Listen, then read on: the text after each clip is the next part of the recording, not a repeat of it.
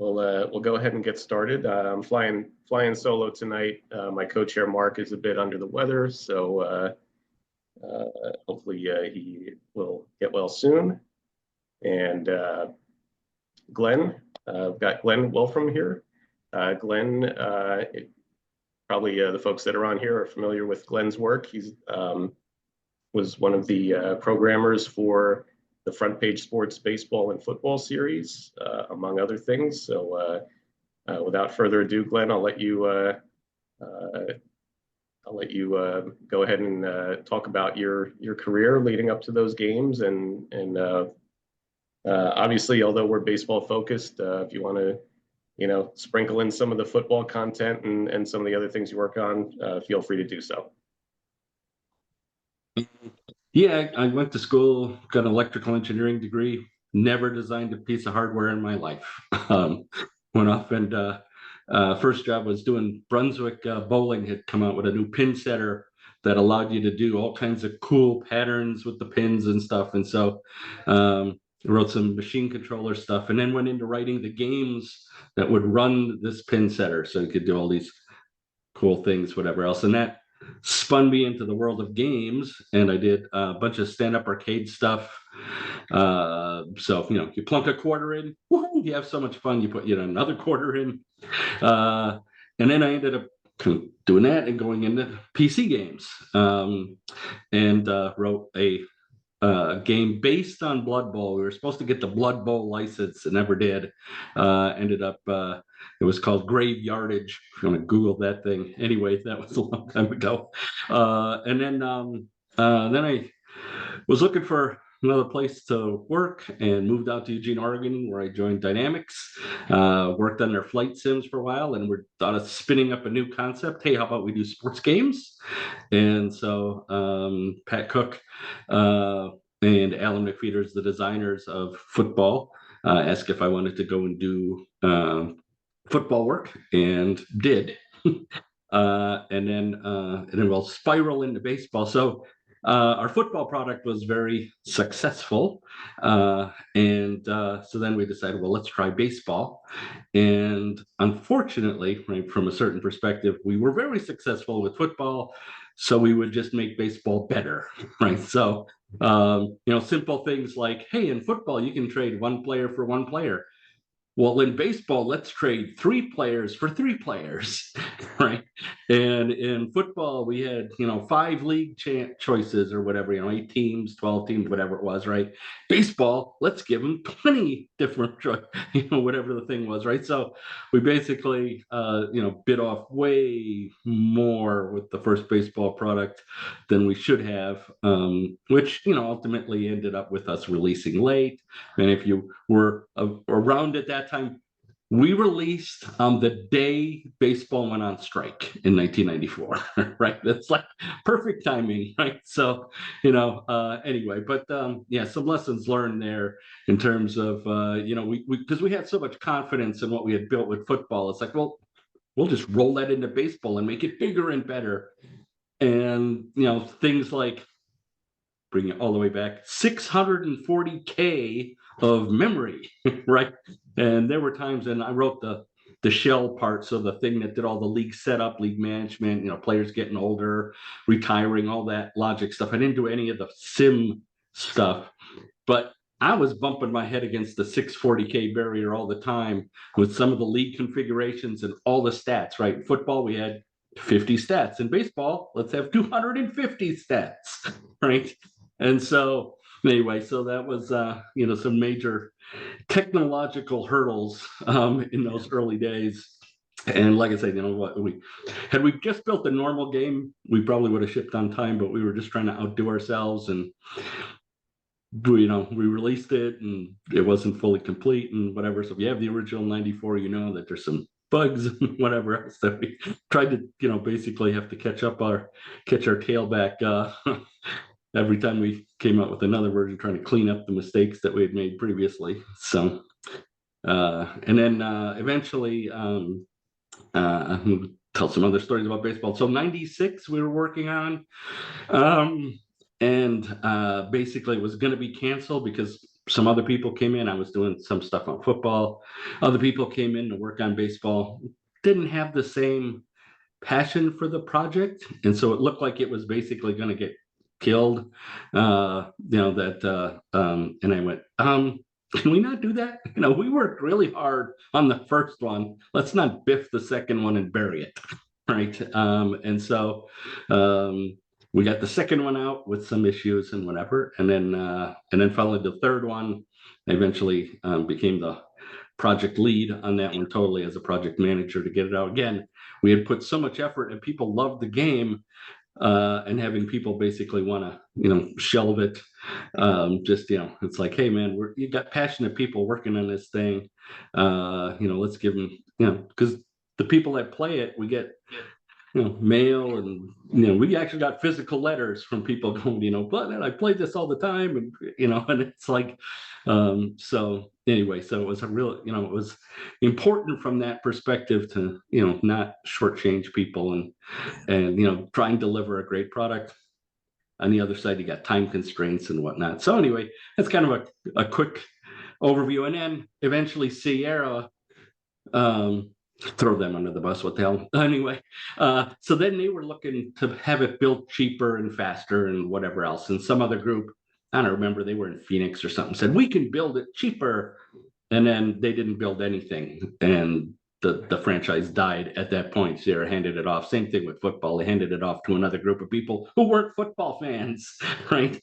And so, I mean, that's part of the way we built that team is, people were major fans of the sport we were working on, and hopefully that came through in the product that we're baseball fans and football fans and sports fans, and we brought that hopefully to life in the product that we were building outside of the technical constraints and whatnot. But then to have other people kind of take our baby and mess it up, right, was challenging to watch, but anyway, so that's kind of the quick history of all of that evolution. So, well, it definitely, timing is everything, right? So coming out in 1994, very difficult time to be selling a baseball game.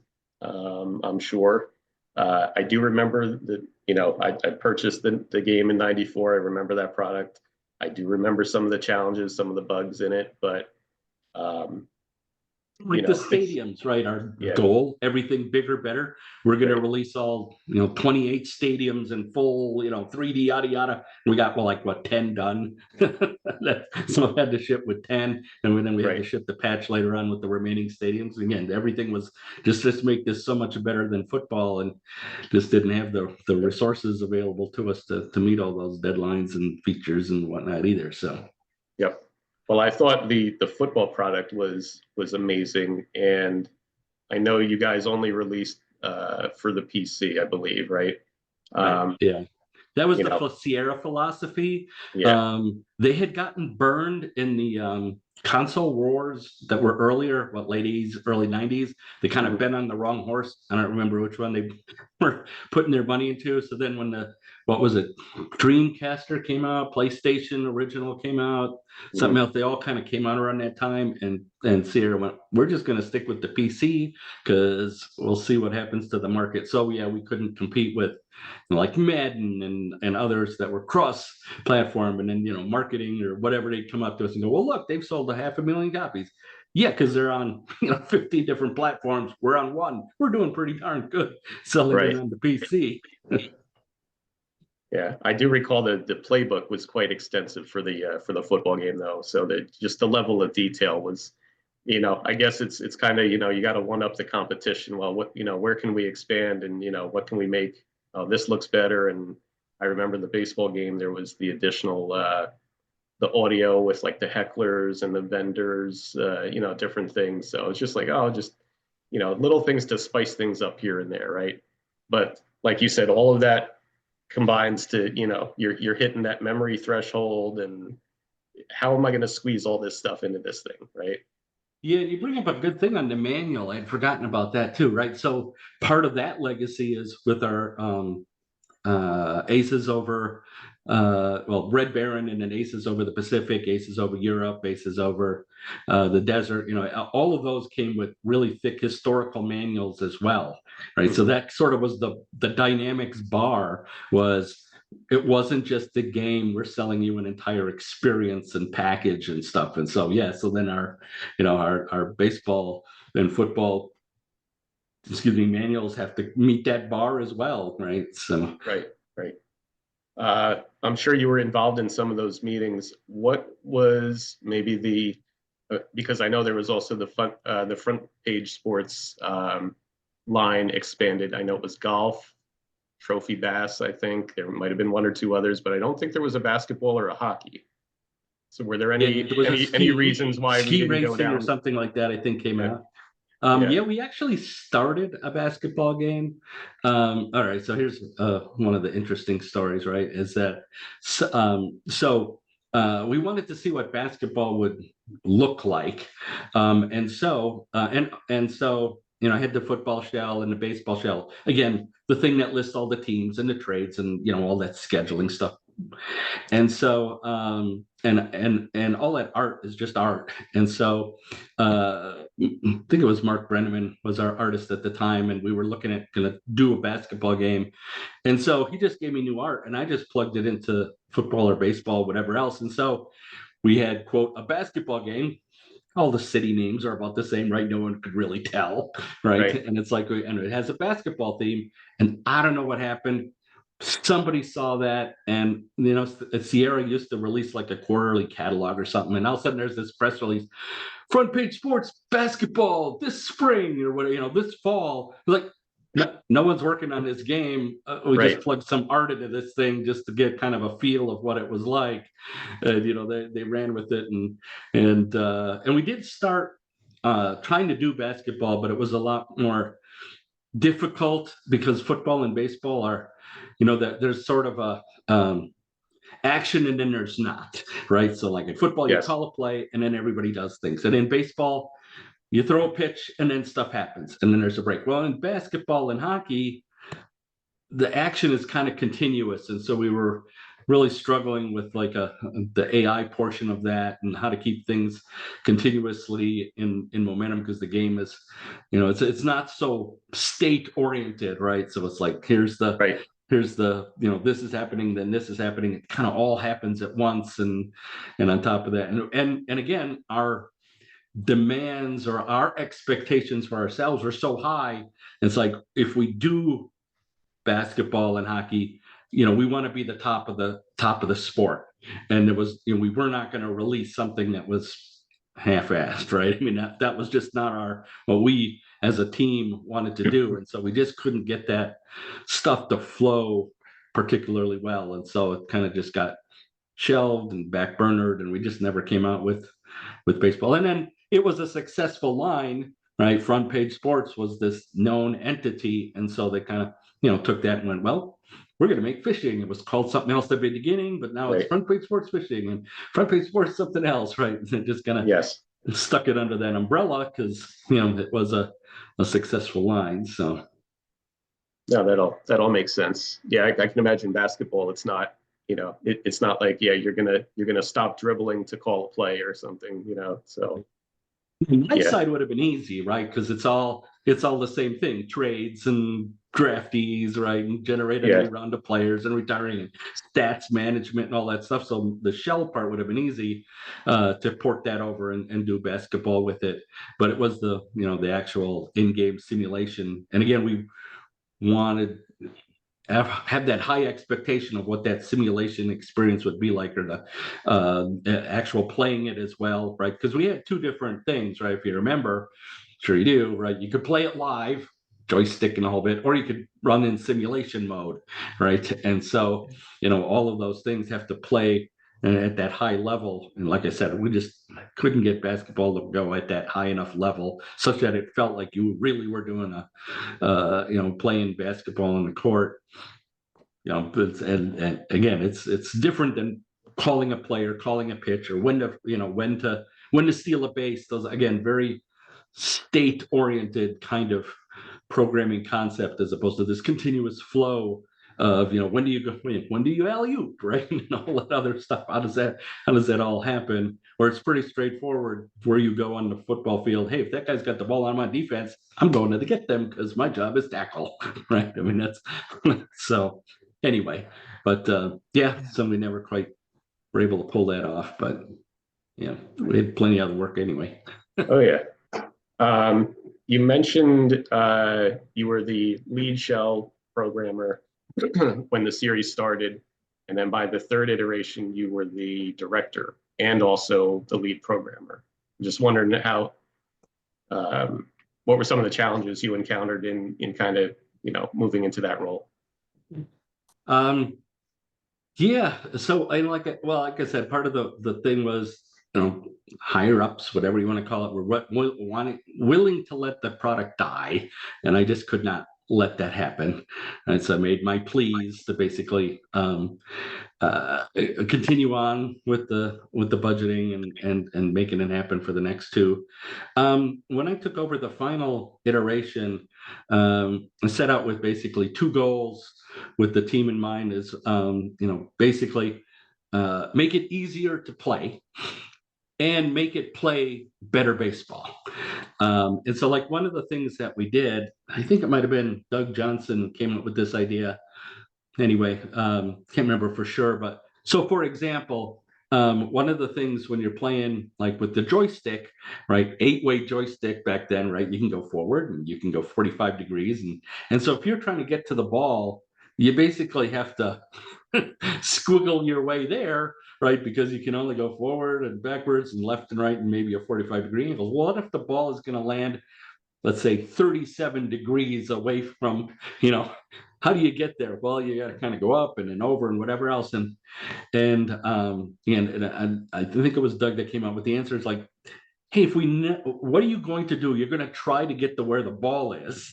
So why don't we just have you, travel at the 37-degree angle, right? Rather than say, well, your joystick is saying you want to go 45 or 90. Well, yeah, but really you want to get to where the ball is, right? So if you can put your joystick reasonably up and to the left, we'll get you to where the ball is, right? So then it makes the game hopefully play a little better instead of having to do this, squiggly stuff. And other things is just playing, we had all that physics in there. And one of the things that we kind of did was, hey, we got all this really cool physics. Let's have you control it. Not really sure how many people, care about wind direction. And I really want to have it come out of the southeast, right? It's like, maybe not. And so that, and so anyway, so we kind of stripped down that. We still had that in there. You could go into Nerdville if you wanted and control all that other stuff. But basically, my idea was, you have a favorite baseball team in mind and you want to play your rival, right? So, if you're Cubs, Cardinals, right? Yankees, Red Sox, Dodgers, Giants, right? Whatever. And so just let me pick my two teams and let's just dive into a game, right? If you're not going to play the whole league stuff. And so how to make that go really fast that, it's just like, I just want to go in, play for an hour, leave. I'm not going to do the whole league thing. I just want to have my team beat my rival, right? And so how do you get into that game really quickly? And so that was another point of emphasis was, trying to make that go as smooth as possible, to just jump in the kind of, exhibition fun game that you wanted. In addition to the other side, you could go down the full blown, stats and whatever thing. And so here's a fun story associated with that, right? So Sierra would come down with their people every 6 months or so, somewhere in that neighborhood, see how the products are going that everybody's doing, right? And so they're there in January, and I'm showing them this new thing, right? And it's like, look how easy it is to get into the game. It says, home team, visiting team, play ball, right? It's just it's that simple. Boom, boom, boom. But don't have any artwork. It's just text. It says New York, Boston, play ball, right? And I got asked, I don't know how many times, is that really just going to be a gray box? Is that going to be black on gray? Is that going to be right over and over again? I got asked these questions. It's like, no, I'm trying to show you functionality here. It's simple to play now. You can really easily just jump in and play your favorite rivalry game right on the main screen. Just boom, boom, go, right? and they, and I just got quizzed over and over again about what the appearance would be like. All right, Right. let's flash forward. They come back 6 months later. It's the day before we're going to ship baseball 98, right? And I'm showing them the product, and then I bring up the screen. Okay, you guys all remember this screen, right? And put it up there and show them, Boston Yankees play ball, right? And they're like, oh my God, you got this feature finished. We thought for sure it wasn't going to happen. And it's like, it was working in January. It just didn't have any art. But the whole thing was like, it didn't look pretty. And that's where, it was like, um, yeah, anyway. So, yeah, that's when I told the people at Sierra that this is the last product you're going to get, because I had gone, they were giving it to this other division again, I think in Phoenix or something. And I visited them to help with the transition. And I go, they're not going to deliver a game for you. I'm sorry. And they're like, oh no, they got all these, they showed us all this stuff. I go, that's Photoshop. That's not a real game. That's Right. just artists running amok with stuff, right? That's not a real game yet. And yeah, and then about 2 months later, they canceled the project and whatever else. But again, they were doing it because they were doing it, but they weren't necessarily full, diehard baseball fans that didn't love the product as much as we did. And so Exactly. Yep. but anyway, yeah, that was an entertaining thing. Is our goal in that one was to make it do a better job of playing baseball, and hopefully it came out that last bit was more fun to play and manage and whatever. So Yeah, I've got one more, and then we'll open it up to QA for the other folks here. You mentioned graveyardage, and I looked that up. Four people credited to that game, including yourself, as opposed to the front page games where there were 60 to 100 folks. What are some of the challenges with having so many people having their hands in the middle of, yes, you're working on your section, somebody else is working on theirs, but it's all got to tie together, right? yeah, so the original football was done with, fundamentally, there was 3 programmers, the 2 designers, and 2 artists, I think, basically, right? So that was 7, 8 people that put together the front page sports series for a while. We started out with the same concept in baseball, 7 or 8 people, but then it just kind of, again, our goal was, let's just make this awesome right out of the box, and putting more people in. And so yeah, part of that is the in terms of like management is just keeping track of like feature sets and which things are the most important thing to work on, which things are potentially less important, and you've got demands from like marketing and of course everybody else that wants to put their hands into the pie, and like is that really just going to be a gray box? That kind of thing. Anyway, and so but one of the things is that this was everybody uses the word agile now, of course, but one of the principles in agile is early testing and whatever else. And so I went to our QA department and went, hey, I want someone on for baseball, like from day one when we start working on this next version. I want them to intimately know this product, and as we're building and adding features, that they're able to test it and give us feedback on all that stuff, as opposed to the traditional concept of, okay, we're going to build this thing, and 9 months from now, we're going to give it to you, and you have to find where the bugs are, right? And that just, I've never worked under that mentality that QA is not the enemy. They're not the people, those, jack wagons that find bugs with the stuff you've written, right? It's their job to make a better product as well. And so let's leverage that.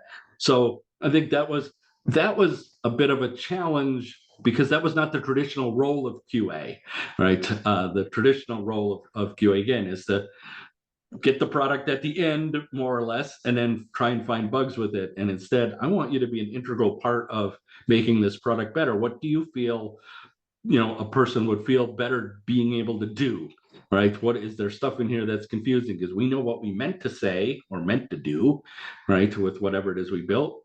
And then that doesn't carry out as easily. I remember we should have done this originally with football. And the first implementation of trading was you would go to another team's roster. Well, you'd pick a guy off of your roster, and you'd go to another team's roster, and you'd pick a guy over there, and then you would say, request trade, right? And then you'd get told no. Right? The computer AI would tell you no. So you basically had to hunt and peck and hunt and peck and hunt and peck, and that was the way it was designed. And again, with the mentality of not having QA being looking for bugs as opposed to usability, we would call it now, right? That was a terrible interface, right? Because you just like 50 guesses and you still hadn't find the trade. And then I can't remember. I think it might have been Pat, our product manager, came back and said, "Well, could you tell what would be an acceptable trade before they trade?" It's like, well, yeah, I could just run the AI against everything, and I can give you a list of players that every team would be willing to trade you for this guy. And it's like, oh, okay. It took like 20 minutes to put that feature in, right? And so in the baseball, same thing right away. It's like, hey, I'm going to put my 3 guys in. I hit find trading partner or whatever we call the button, right? And then just run the AI to put it in. So, as much as when you originally design and conceptualize things, sometimes the way it comes across to people is not quite the way you thought people would use it, right? So anyway, that's a big thing. Is nowadays in my career, right? It's all about collaboration. That it's how do you get people working together? How do you have foster a environment in which people are free to give ideas and suggestions? And sometimes suggestions you say no, but the idea is everybody together is building that product. I'm out of the business now, and now I look at credits. They go on for 500 people work on this, right? And it's like, and so right arm animator, right? It's like one of the jobs, and it's like, okay, well, and so yeah, I don't know if I would be able to fit back into today's world of massive amount of people trying to just get some product out there. I don't know where the soul lies in that. I'm sure there's still got to be a handful of people that care about the product with the heart and soul, but again, that many people on it, that's got to be challenging. I figured that there's probably a sweet spot in, between, the original Atari games where it was like, one guy who programmed it, made the graphics, made the sound effects, regardless of whether they were any good at 2 out of 3 of those things, to, like you said, with, 500 people, there's got to be probably somewhere in the middle there is a more optimal, it just. I look at, like what we did with baseball and football, right? Less than a dozen people are the core group, like 7, 8 people, right? I mean, that worked so well with what it is that we tried to build. We could bounce ideas off each other all the time, and we really worked well together. But nowadays, with so much effort that needs to go into a product, you do need hundreds of people to do the sounds and the animations and all the stuff associated with all the physics management and all that other stuff where hey, Dave did the physics in the sim. He just did all the physics, right? It was just like, right. And so nowadays I'm sure you've got 10 people who are physics analysts or whatever that that are part of that. Or I'm sure nowadays now you got AI, right? And so and they'll have a page of 12 AI programmers on whatever game we're working on at this point, right? Right. So, but yeah, that smaller, less than a dozen people, back in the day was the way that really felt comfortable and really could crank things out. Yep. All right. Let's open up to some questions from our other committee members out there. If you guys want to come off mute, don't feel comfortable doing so, you can always type things in the chat, but go ahead and speak up if you have any questions or comments for Glen here. Glen, what are you doing these days? So you say you're out of the business now. What are you doing these days? I actually work for Team Penske Racing. Cool. So I try to make cars go really fast so we can win races. And this year I don't know if you any follow racing, but we did take the NASCAR championship. Joey Logano did it. We also took two championship cars, IMSA and WEC. IMSA is here in the US, and WEC is the European. So those are endurance races where you drive for 24 hours, somewhere in there, right? And so we did not win an Indy championship this year, but we're in won a handful of races. So yeah, I write software that helps race engineers try and make cars go faster. Cool, cool. I always like to ask a very specific baseball question whenever Derek brings on a guest. So, and I don't know how much of a baseball fan you are, because I obviously you have to be somewhat of a baseball fan to be involved in the games. But so, in your opinion, what do you think is most important to building a baseball team, pitching or hitting? Do you think it's a 50-50 mix, or do you think it leans more to one direction or the other? That's a great question. And I will admit that I used to be a massive baseball fan, and then I programmed it, and then I lost all interest. And I don't mean that in a disparaging way, but it just became, with all, again, from my side, I'm doing statistics and all of this stuff, and all of the things that just were like, for lack of a better term, all very nerdy, nuts and boltsy stuff that just kind of drove me over the edge at some point. It's just like, so anyway, I kind of lost interest. Although I think there's multiple things involved in there. Baseball games are expensive. You could, you used to be able to take your family. Bleacher seats when I was a kid was $1, right? That kind of stuff. And now, what, $25 to go sit in the bleachers, right? And so anyway, I'm more of a fan of minor league baseball, just like from a family affordability standpoint, and just the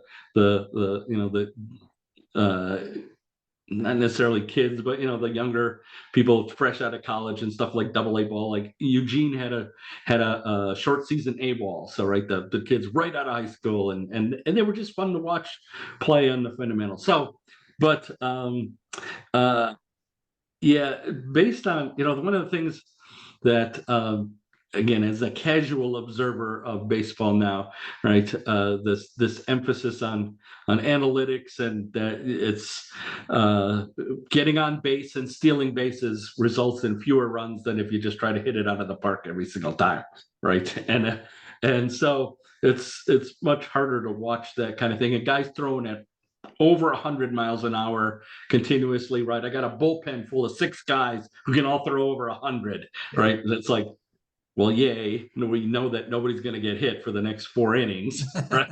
Right. So anyway, yeah, in terms of, from when we were doing it a long time ago, though, right, that is one of we wanted to make sure that we had a balance on both sides, so there wasn't a pure advantage in terms of, the pitchers didn't have a better advantage in our physics, and batters didn't have it. A quick story associated with that, right, is we had Randy Johnson back then, and he had some, we had all those statistics or whatever about our players, right, on a 0 to 99 scale, right? We had all of the attributes that you had at a player. And I remember early on in one of our simulation tests, right, Randy Johnson threw 100 and something mile fastball or whatever else, and somebody got a bat on it, and the ball flew like 800 feet. Right? It was just like, all right, we need to adjust this, right? And so anyway, but that was one of our concerns, was that there would not necessarily be a pitching advantage or a batting advantage, right? And that was a challenging, and I did not work on the sim side, but I know that was a challenging aspect for them to kind of get that balance right, is that it has to feel like it really is baseball. So yeah, I think when baseball was invented, the assumption is, okay, well, the defenders are on the field for X amount of time and the offense is on the field for X amount of time, so there's got to be a 50-50 split. But not necessarily. I don't, if that is in fact the case, that happened more by luck than by design, in my opinion. Yeah. I think Andy We also have other with things, the you know, with the like the dead evolution of the ball era game. and all that other stuff, right? Oh, go ahead. And then what was it? The juiced balls coming out of Haiti, whatever, right? I was going to say if you go way back in the history of the game, the batter used to be able to call for a high or a low pitch, Exactly. right? So at that point, you would think it's okay, it's skewed more towards the offense. And then if you go through the history of the game with, raising and lowering of the pitching mound, the varying sizes of the strike zone, there's like all these different tweaks that are made, and that balance keeps tipping back and forth, right? Exactly. The abolishment of the of the defense and going to one side of the field. Yeah.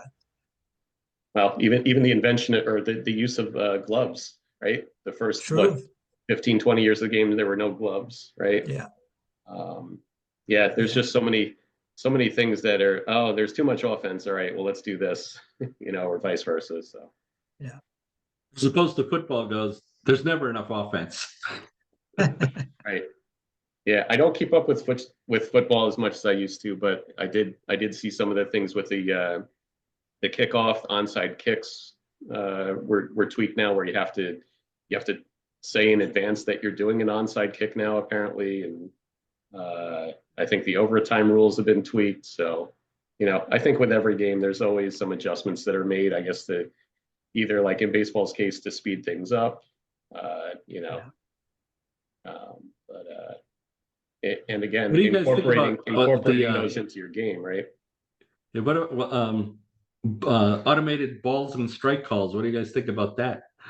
Is that better, or is living with umpires who, hey, they got a high strike zone today, that's the way it is, right? What do you guys think about that? I would be a fan of it. And I've heard different variations of that, but I would be a fan of it if the automated call was piped into the umpire and he made the call. But again, it would be the actual, robot call, but let the ump actually make the call. And you would know it's right because, it's the robot call. But I just think there's too much variation in strike zones between different umpires. I'd like to actually see that. I saw they were testing something in the Arizona Fall League with check swings this year. Yeah. Whether or not, and so there's stuff like that. I think my biggest thing is the egregious ones where, I don't want to call out any specific umpires, but we all know that there's certain umps, and it's like that ball was 1.5 feet off the plate and you just called it a strike. That's tough to stomach. True. At the minor league game we saw at the SABR convention, they have a practice that the batter can challenge the call or the pitcher, and that goes to the computer, and it can be overridden. And that seemed to work very well. Yeah. What if, with where AI is going and digital analysis and whatever, if fundamentally you could take the velocity and the angle of incidence and whatever off the bat, you could know basically within 1/10 of a second whether the ball was going to be out of the park or not. Would you want to see run even though the ball hasn't gotten out of there yet, because we know that math and we can do that? So should they go down that road of how far do you want, or or any of the other predictive capabilities? When you got so many sensors and all that 3D analysis now, and the speed of processors and things have gone up, that some of that stuff can potentially be projected before as it's happening, kind of thing. Is that a thing that fans would potentially want to know, or you turn that part off, or Well, some of the betting houses would figure out a way to encourage you to bet in that quarter second before you actually knew what was going to happen. That's true, Matthew. Yeah. How about from the racing side? Now that you've worked in both kind of arenas, are there things you think that baseball could learn from racing teams, or the type of focus that they use, or the teams that they work with? Even on the business side, it doesn't have to be the game itself. Something about the organization. So one of the things, right, on the racing side, right, is that just like any other sport, is woefully unpredictable, right? Because it involves people. But there are certain so I guess part of my job is to give the driver the best opportunity to win, right? That the car that we assemble and put together and do the aerodynamics on, and all the tire pressures and all that stuff and all that simulation stuff that we do, that come race day, our driver has as good a chance to win as anybody else in the field, right? Now, then again, you can't control things like somebody else spins and takes you out, right? And you get a DNF, and all the other stuff that happens, or somebody drops a lug, and your pit stop takes 20 seconds instead of 9.8, whatever else, and you lose so many positions, right? So you can't predict the race from that standpoint. But yeah, so one of the things that like from that analytical standpoint, and the analytics that says you should do this, I hope it does not, that baseball does not go down that analytic road. Football does that a little bit, right? So like you should go for it on fourth down, like almost every time, right? Because analytics says.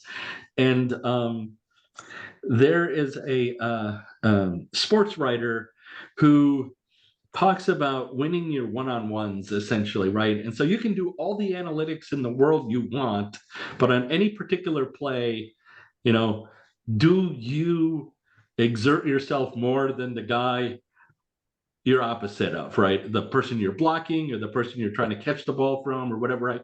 And so so no matter what math you're going to put through, we actually had that in football and baseball, was the concept of a streaky player, that they played above their numbers for a certain, for this at bat, we had it behind the scenes. I don't necessarily know I can't remember. I know in football we'd occasionally give you a hint that such and such is on a hot streak, but I don't know if we put that. We had the physics in baseball, or the code in baseball to do it. I don't think we told you, but like, this player is, at, up and will, have their stats temporarily elevated. And so, that, again, from that perspective, I hope that analytics just doesn't ruin it from a playing in a fan's perspective, that, because it is still one-on-one matchups, right? I mean, it's still, pitcher versus batter, and, the head games with, rounding third and looking like you're going home, and do you go back to third and try and draw a throw, and all that stuff, and then hopefully they'll get that they're wearing earpieces in, and analytics says don't throw to third, all that stuff. I hope that I do worry a little bit with where we go just in general with software, that we keep the human element in there, because it is a business, but it's also a game, and part of it is watching people excel and sometimes struggle, right? Yeah. So I feel like baseball probably is more insulated from that than other sports. I think in baseball, on any given day, an inferior team can actually beat a better team. Whereas if, for example, just using basketball as an example, it's pretty rare. If you have a crappy team, it's going to be very, very difficult for that crappy team to beat a better team. But in baseball, really, it could happen on any given day. I mean, even a series, an inferior team could beat a better team. There's just that random element in baseball that, creates that interest, that makes you think that it could happen, even if your team is the inferior team. You have to try really hard to be like the White Sox of 2020. So Glenn, what game? Yeah, stuff. I mean, was it Milwaukee, right? I mean, I grew up in Milwaukee, so I kind of half-assed follow the Brewers a little bit, and I know that I think they won their division, but they got swept by the Mets, right? It was like no contest. It was clear, 3 straight games, Mets won, no problem, right? And how you analytically predict that's going to happen, right? So, What games do you play? You mean computer games or Whatever. Yeah. Yeah. It's so weird, right? I've never been a computer games person. I prefer board games.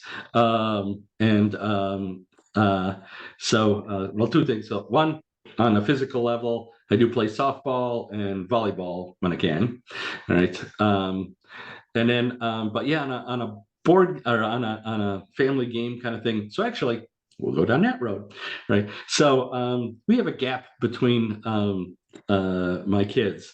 There was 4 years between my oldest and youngest, and then 9 years between my middle and or 4 years between my oldest and middle, and then 9 years between my middle and youngest.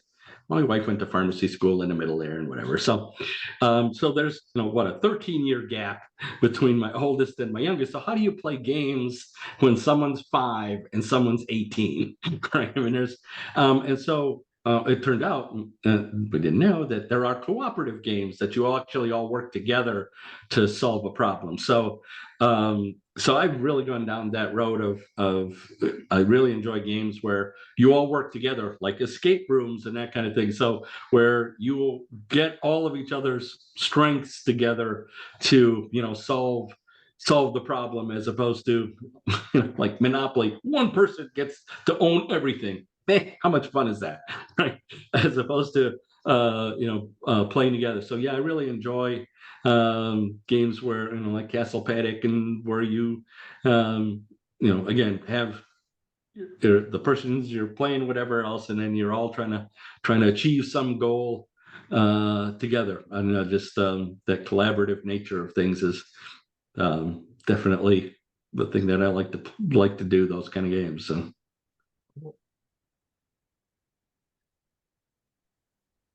One of the things when I was looking through the manual from the Baseball 94 game, was the fact that you had, and this might have been probably the first game that had this that I'm aware of on the baseball side, was that the players there was aging and retirement. So I thought that was a really neat feature, along with the trade proposals was one of the other notes I had made there. And that's all Alan McFeeters. He came out with that in football as well, that what we were going to do is not just play a single season, but that you would play it forever. that you would have it be your team, and you grew your people. And I remember a couple of emails we got. It's like, I drafted this guy, I brought him through the minor leagues, he did 3 great years, and then he retired on me. He broke his leg and he retired. It's like all that energy I put into that player. It's like, yeah, that's what we're trying to shoot for a little bit. And then that's not a good one, but basically, that's part of real life, is that certain things happen, and putting the energy into players. So like training camp, all that stuff. Right. So there's another one I was comparing and contrasting. Like baseball was a challenge. So in football, when we had training camp, you set essentially a set of sliders as to we're going to work on speed, or we're going to work on strength, or whatever, right? So you had like 100 points to distribute, and so you did it by position. So like tight ends are going to work mostly on strength and a little bit on speed, whatever else, and our offensive line is going to work, right? So you could control, and then we ran it. Baseball, we can do that better, right? So we allowed you to individually control what someone is going to work on in training camp, right?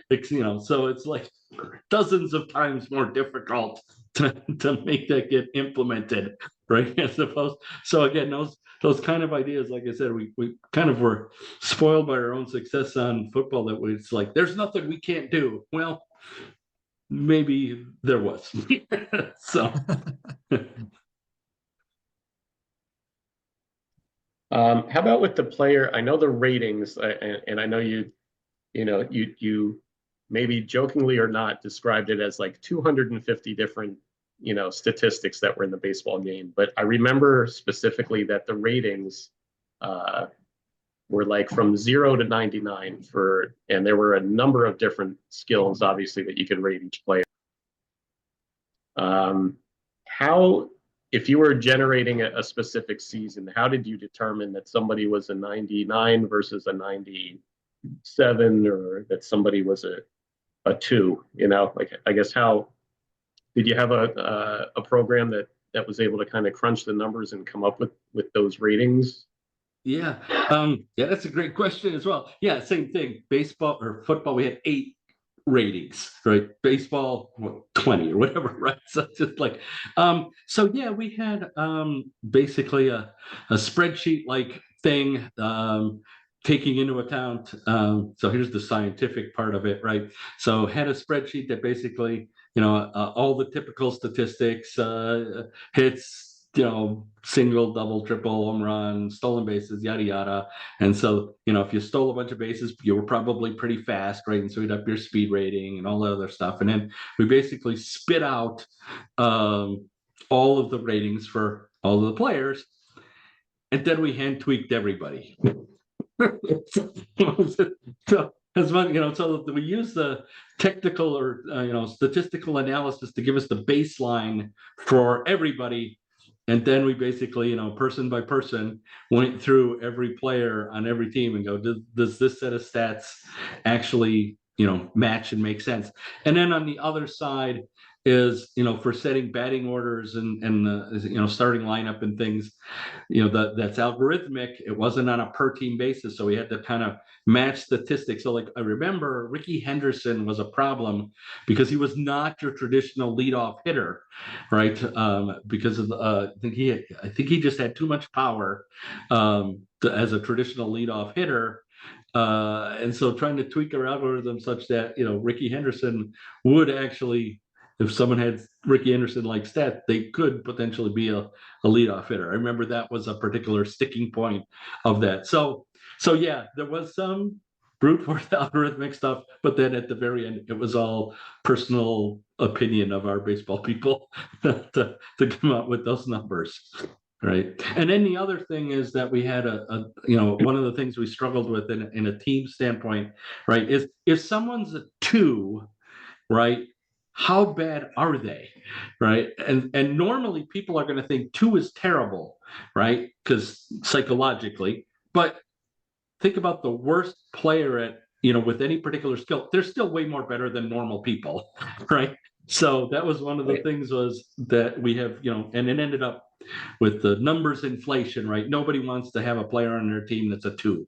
Well, but a 2 still gets on base and still does these other things. They're just, they're just not the top of the profession, but no one wants to see a player with a 2. So, let's scoot him up to 65 or whatever, right? So basically the bottom end of the scale ended up being nothing because there's nobody that's going to be that poor on there. But, so that was one of the things we originally intended that, yeah, you could have players with 2s and 3s as their rating. But again, from the psychological standpoint of a person, it's like, well, that guy's terrible. Like, well, no, he's just, he's good at a professional level. He's not awesome at a professional level, right? And so, Right. No, that makes sense. Yeah.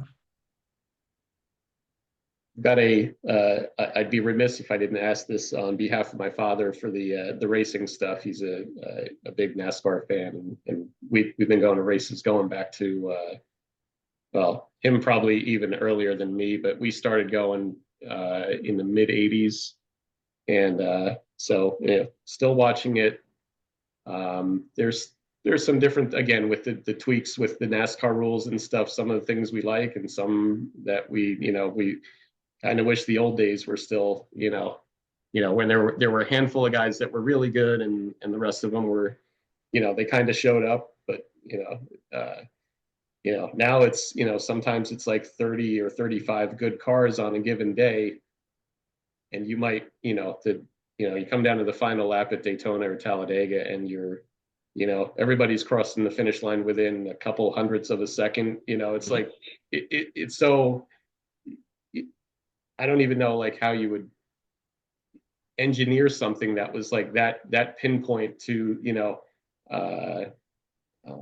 so I guess my question is the amount of data that you're collecting in a given lap, in a given race. It's just got to be, I don't know, terabytes and beyond worth of information. How do you crunch that down and come up with some numbers that are relevant to the driver or the team to, okay, yeah, this is a better line if we run, if we run outside line and then we dive in, or, what, I guess that these are probably some of the things that you're trying to deal with on a week-to-week basis, right? Oh yeah, NASCAR has a massive amount of data, and I don't remember exactly, but somewhere in the neighborhood of like 500 sensors on a car sending telemetry at well, they wanted to go 100 hertz, so 100 times a second, you would get 500 data points. But it turns out that the network at a track is not that good. Mhm. I mean, that's just like Okay. a physical limitation. The cars can send it, but the receiving ends do not, right? So I think they've got it down to like 10 hertz now. But yeah, that's one of the things is you're looking at not only the telemetry on your car, but another car. And so you can look at it and go, well, how late do they brake in a turn, right? Or who accelerates first out of a turn, and are they gaining an advantage by accelerating at this point, or other things associated with like tire pressures and whatever, right? I mean, there's a double-edged sword there, right? You can, if you run, and I don't know all the physics and whatever else, I just help them write the stuff to make it do that they understand, right? So you can run a lower tire pressure, has more like friction on the track because there's, it's flatter, whatever, but the tire's going to wear out quicker, right? So where's that sweet spot between enough inflation on the tire that you're getting the speed you want and traction, but the tire is going to last more than 70 laps, right? And so you don't have to come in and do that pit kind of thing, right? And so that's the kind of stuff we're trying to analyze and then feed back to the race team so that they can then make those strategy calls, and how much fuel is there, and tire wear and engine wear and a whole bit, right? So yeah, it's I never knew that there was that much data going on. It's not just one guy behind a wheel. Yeah. So, Yeah.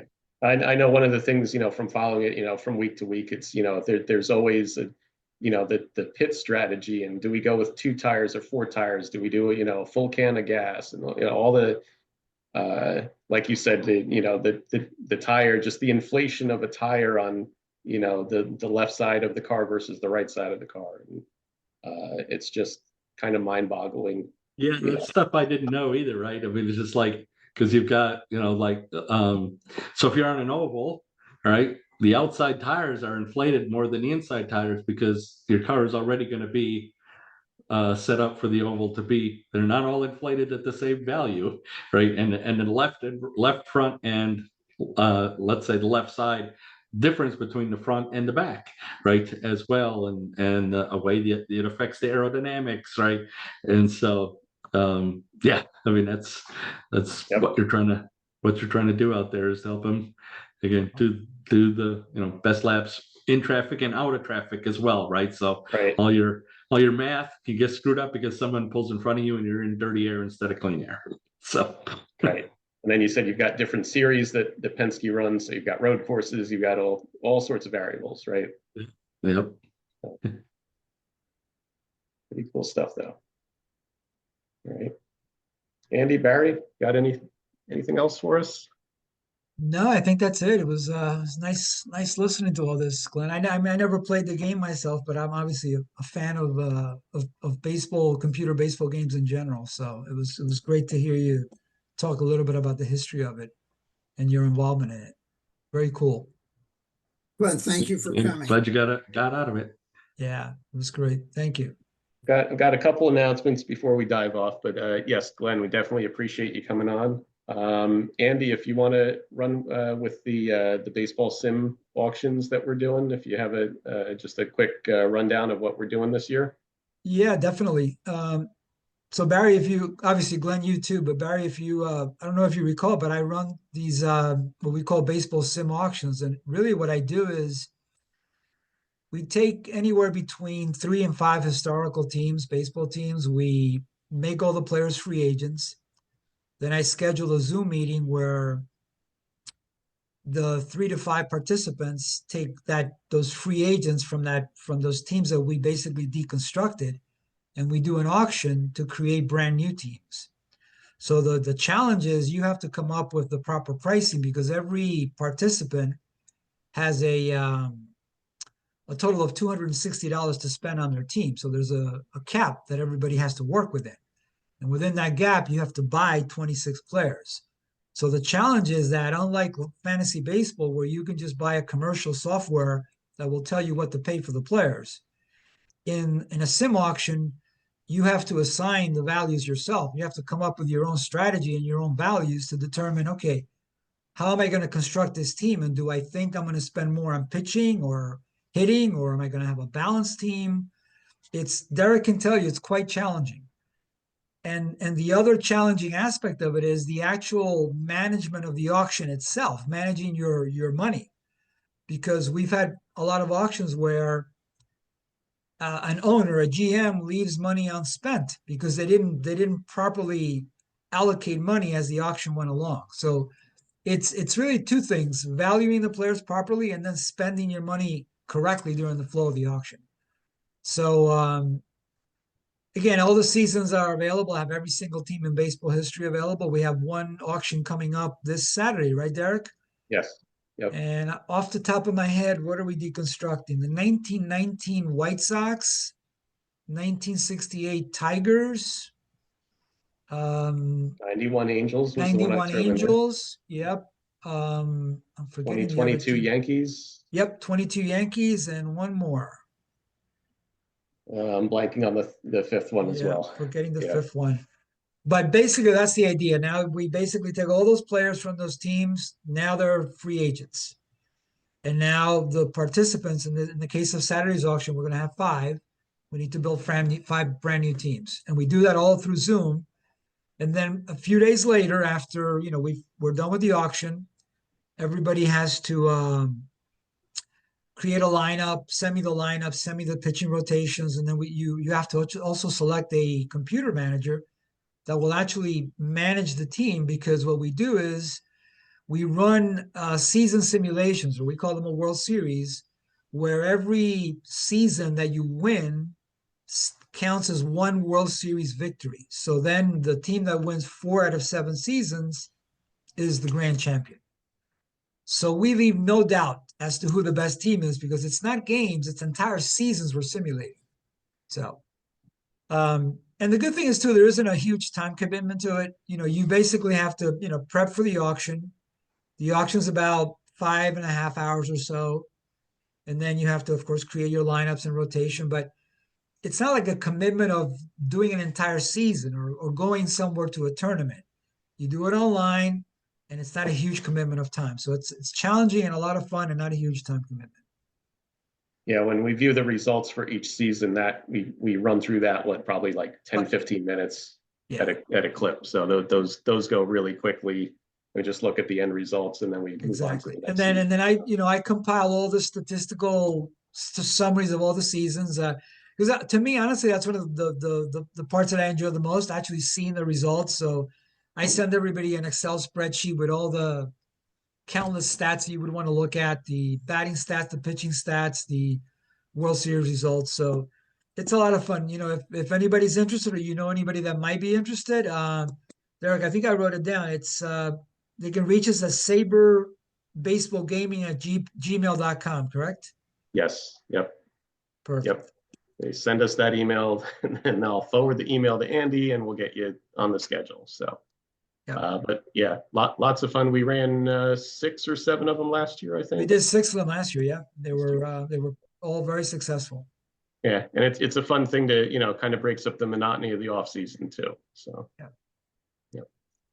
So yeah, we've got what else do we have coming up on the December 12th? We have guest Scott Corlander. He created Batflip and Batflip Dynasty.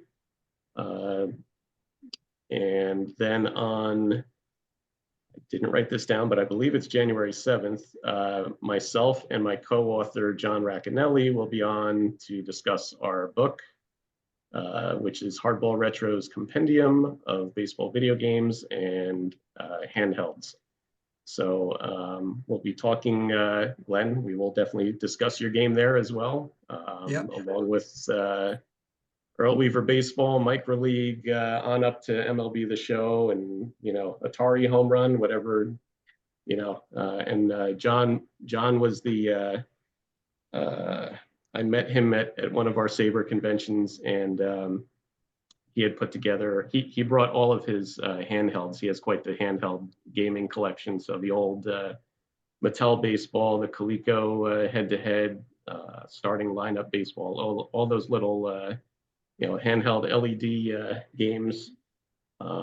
So John wrote that section of the book. Glenn, we have your interview that I did a while back in there, along with several other folks. So at any rate, that's what we have coming up. Glenn, thank you very much for coming on. Very informative. Appreciate all the work you did on the front page games, and some of the other ones as well. But I think we're gonna wrap it up here for this evening. Thanks for inviting me. It was a lot of fun. Appreciate it. All right. Great. Everybody take care. Have a great night. Take care, everybody. Thank you. See you next time. Yep. Bye. Bye-bye.